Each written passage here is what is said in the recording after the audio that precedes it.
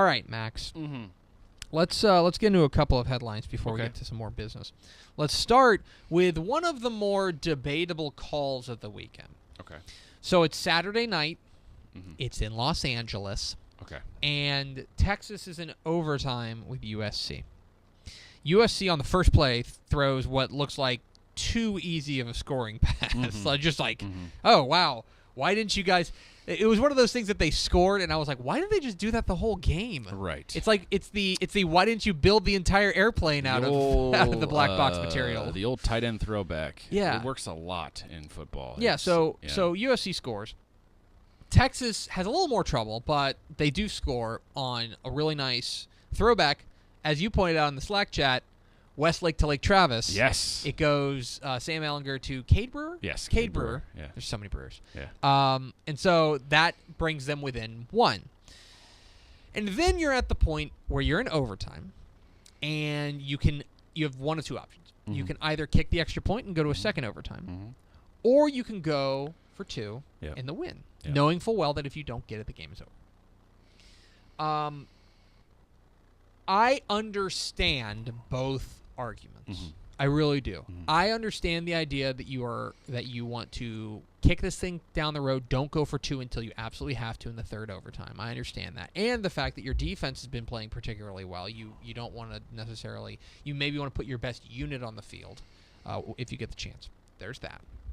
I also understand the other side, which is be aggressive, and you're a big underdog on the road looking for a signature win.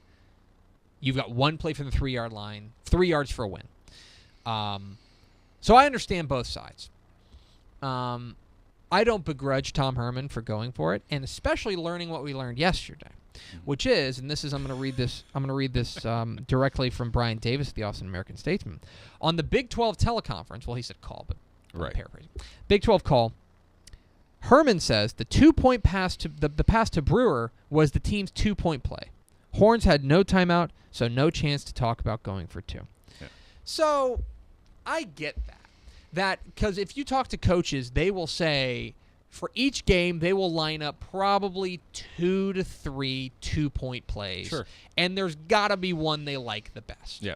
And look, basically what happened, because I think, was it a third down that was the touchdown pass? I can't remember. Maybe. In any case, they were in a situation where it was basically like a 2-point conversion. It was short yardage. And they to get the touchdown that they absolutely needed, they used their best short yardage play, which was to throw back to Brewer. And it worked. Yeah. You're not going to go out there and run the same play. No.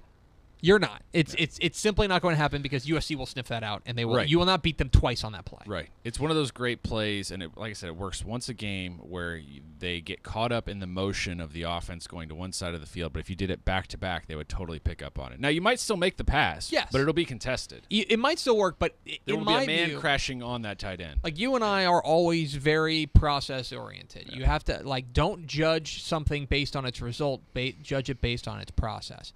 At that point, I can't fault Tom Herman's process, which is, look, it may have worked. They may have gotten lucky, and it may have worked. Right. But the process would not have been a sound one if that was your 2-point play. Yeah. So I guess I get it. I certainly understand people who are howling that, oh, you should have gone for two, and I understand that. I'm the guy who I love that Brent West at Cisco went for two against Comanche this weekend, and it didn't work out, but I love the fact that he did it. But I also understand, the idea that if you already shot that bullet, there's no point in bringing and going for it again. So, we got some clarity on that.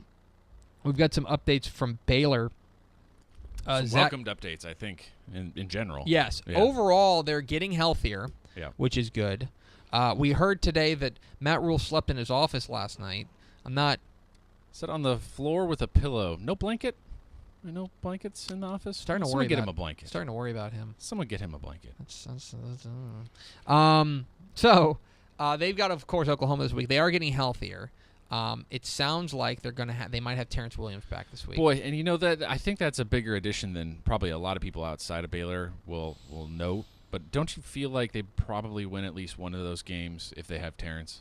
Maybe. I think that at the very least they probably win the Liberty game. Yeah, UTSA. It's one Yeah, score. maybe. You know, Maybe. I don't know about Duke. I think but he's I just their feel like I think they he's their have- best running back. Yeah, I mean, he might be their best player. Period. Yeah. So I just feel like if they'd have had him, it might have at least one on the board right now, maybe two. So Terrence Williams should be back for Oklahoma. Is the indications there? It's not guaranteed. They haven't said he's definitely going to be back, Right. but they're saying it's trending that way. They're also they will be starting Zach Smith at quarterback.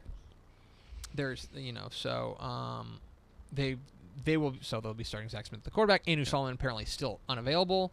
So it will be Zach Smith, and then I don't know who their backup is. So that's kind of It'll be Charlie, right? Come on. It's got to be right, presumably. So there's that, and then the other one is that it sounds like KJ Smith will not be ready for this week, which that's not stinks. great, though. And that's Yeah. their best defender. Yeah. And when you're going up against a flamethrower offense like Oklahoma has, But then, at the same time, I'm sitting here going, they got no chance anyway, so why risk it? You know? Some of these guys would just be like, well, we're going to get torched anyway, you know? yeah. I don't know. So I guess I understand that. So there is that. Right. Finally, Max, yesterday the AP rankings for the Texas high school football came out. Oh, You can Greg. see our rankings at texasfootball.com. Greg found his soapbox again. Here we go. Listen, Here we go. it's just that the AP rankings are trash. That's all.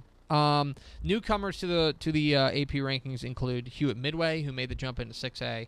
That's one of the things that, of course, they should. They should be in the top 10. That win over Temple's really impressive. And Spring Westfield, another example of that. There are a little bit of, there's always some weirdness. For example, I believe Beaumont Westbrook has not played a game yet, and they are getting a vote. It's interesting. In 5A, it remained mostly the same at the top, and then some major changes at the bottom. Cedar Park is back in the top 25 as Frisco Lone Star makes its debut, and Angleton comes in at number 10. North Richland Hills is getting a vote. I don't know. 4A is interesting specifically because we got 1 versus 2 this week. Yep. Carthage is number 1, Gilmer's Yep. number 2. Yep. We got 1 versus 2 this week. It's going to be awesome. Everything else more or less stayed the same.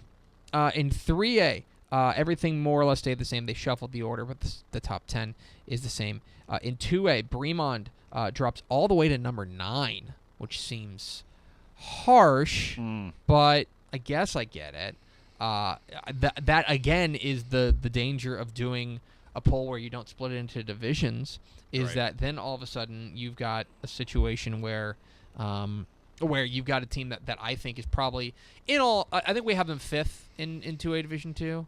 That feels about right. Yeah. You got to punish them enough, and there's been some really impressive teams ahead of them. Yeah. But I mean, I don't think they're the 9th best team in 2A. I'll say that. I think they're better than that, probably. I think I will stand on this hill and say, I think from the start this summer, I've felt like maybe there are 5 or 6 teams in 2AD2 who can win the state can challenge championship, them. and they're still one of them, I think. Yes. So there's that. If I may say that number 11 is De Leon, and I don't know how they're not ranked.